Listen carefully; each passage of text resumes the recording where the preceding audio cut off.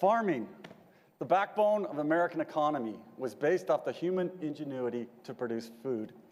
However, many of these amazing technologies that came out of the industrial era, like mechanized farming, or from the Green Revolution, drastically increased the use of synthetic products. This led to short-term gains in crop production, but the long-term expense of degraded soils. Soils are becoming acidic from over-fertilizing. Soil organic matter has drastically declined from excessive erosion. Synthetic agrochemicals are also devastating our soil microbial communities, leading to degraded, sterile soils. To reverse these trends in soil degradation, many innovative farmers are trying new regenerative approaches to rebuild the soil. Producers are now planting cover crops, reducing reliance on synthetic fertilizers, and bringing back livestock, and adding compost and biochar to restore the soil.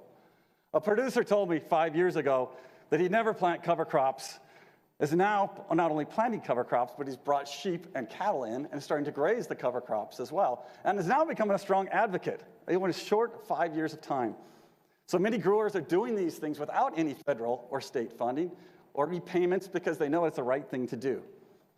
Interestingly, not only do these practices help restore the soil and increase sustainability of farming, but they also are one of the most practical approaches to fight climate change by increasing soil carbon and decreasing nitrous oxide emissions. Not only are growers starting to buy into these strategies, there is also a growing awareness through social media and the film industry. Many of you may have seen The Biggest Little Farm, or Kiss the Ground, or Common Ground, which are documentaries about innovative producers who successfully transformed their farm operations and seen dramatic increases in soil carbon and soil health. The agricultural marketing industry, now recognizing the growing public benefits and regenerative agriculture practices, are now promoting regenerative and net carbon labels. Even Walmart now is seeing this marketing opportunity and claims to be regenerative. Coincidentally, there's been a large increase in government programs to encourage growers to adopt these approaches. In the last 5 years, there have been nearly $20 billion made available through climate-smart government funding. This is where the University of Idaho has a great opportunity. I'm co-leading a $55 million USDA climate-smart partnership grant called IAMP. This project not only incentivizes growers to try climate-smart practices, but we're also working with growers to ground truth these practices to ensure greenhouse gas reductions are fully realized.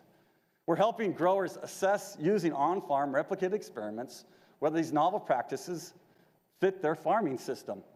We're taking advantage of satellite imagery and data analytic approaches to document short-term and long-term impacts on practices on this crop response.